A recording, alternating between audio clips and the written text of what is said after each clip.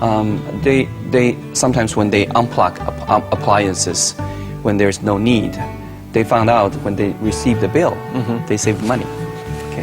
Yeah. If they save water, they save money when they see the bill.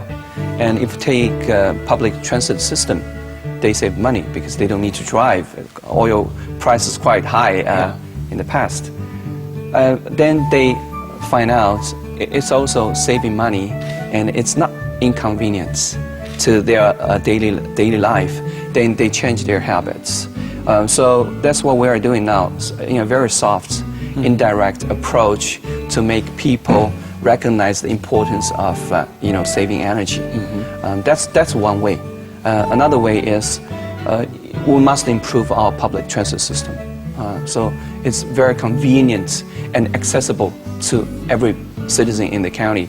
For example, in remote areas, if you want to take a bus, you don't need to pay cash or you don't need to buy a ticket. There's a card, easy go card. Yeah. You just go there and put the card close to that equipment, the sensor. Then it's paid. It's very convenient, and this kind of service is very pervasive now. So what we want to do now is to improve our public transit system, so people like to use it, and then drive less. People use less water, electricity, so people can generate less carbon dioxide to make this city green. I think anyone who's lived in Taipei County over the past few years have noticed that a lot of roads are being built. A lot of expressways are being constructed. Can you tell us about the efforts to reduce traffic congestion in Taipei County? That's one good question, because you're building roads for more cars, more vehicles, for sure. And people still have the habits to drive instead of using public transit system. So how to make their habit change is a big challenge to us. However, we are encouraging people to take a public transit system. We're building more MRT stations. So people feel, it's easier if they don't drive. If there's a traffic jam, they hate about it. Then say, why don't you use the public transit system? So what we try to solve this problem by two ways. First is like what you said, improving public transit system to be accessible and convenient to everybody. The second thing is convince them to drive less. You can ride bicycle, you can walk to short distance. You can kind of riding bicycle or do exercise outdoors, so it's good to your health. It's moving toward a health concern issue to them, and so when they say, I don't drive, if I walk or I ride bicycle, it's also good to our health. And also enjoy natural beauty, the environments. It's like different approaches. Here you're talking about more than 3.8 million residents. They have different needs. They have different preoccupation. Communication is also one important element. That's what we're doing now. So we're trying to communicate with the people living in communities, especially education in schools.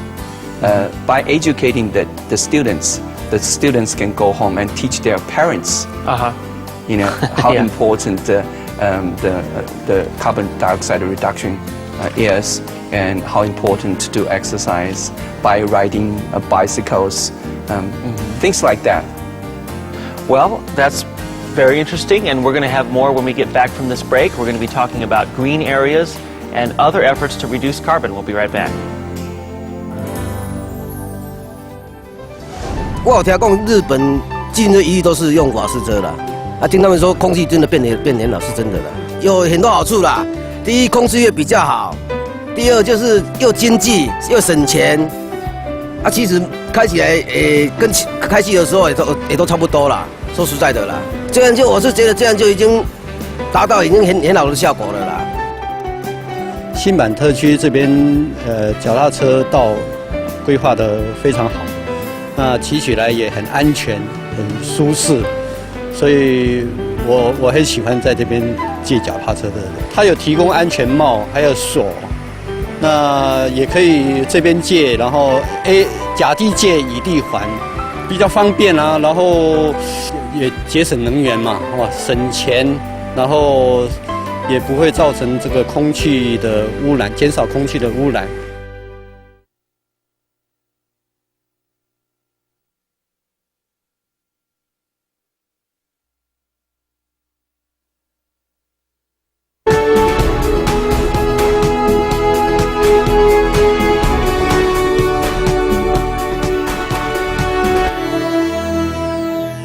良禽择木而栖，人类也一样，希望居住在舒服的环境。巴黎淡水是许多艺术家的首选，拥抱海景夕阳，还可以享受单车出游的乐趣。还有亲近山林的新店，坐拥河滨公园的大汉溪两岸，都是人们选择当台北县人的理由。低碳城市的政策所营造的美好环境，让台北县成为民众选择居所的首选，而不再是备位。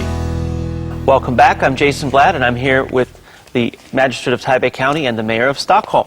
And now we're going to move along to another topic in carbon reduction. We know that the city of Stockholm has had a very successful experiment with a model community, the community of Hammarby Sjöstan. I hope I don't mispronounce the name of the community. Can you tell us, how has this community developed, and how have you used this to bring your success to other communities? Yes, Hammarby Sjöstad is a project created by the city of Stockholm. It's not a government project. It was created with very high environmental goals in mind, and the city put very high demands on the construction companies. What was crucial was a holistic thinking where every aspect of the infrastructure, water, energy and waste management was integrated into the environmental plan. Let me give you a few examples. Wastewater is turned into biogas that is used for running buses, or for cooking in the district, for example. The combustible waste produces district heating and electricity.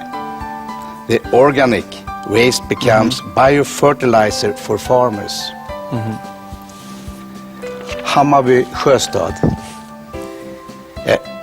attracts many international visitors, politicians, city planners and companies every year. We have many visitors to Stockholm. So it's been a great success. Yes, yes, and we are very proud of it, because people who live there, they are very satisfied, they have a good living. Now, Magistrate Zhou, I know that in Taipei County we also have a very strict system for recycling combustible waste and kitchen waste, as we call it, 厨余, right? 厨余, right, yeah. Leftovers, yeah. Everything is recycled.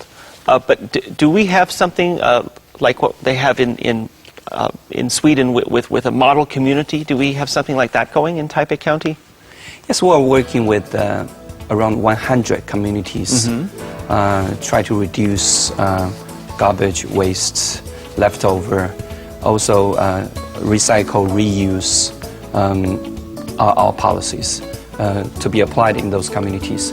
The most important thing is we work with them in daily life.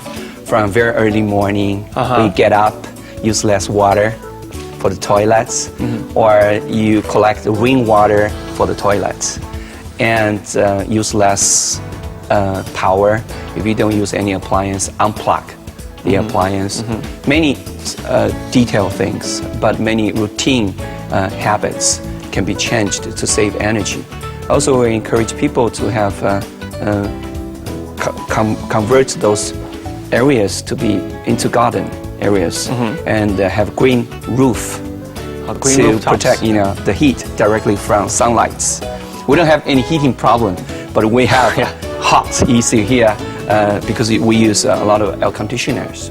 Less air conditioners here, so less carbon dioxide emission.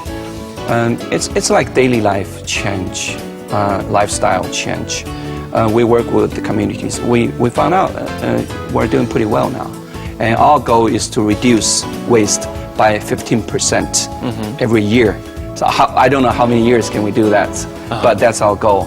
And people are very cooperative. Oh, good.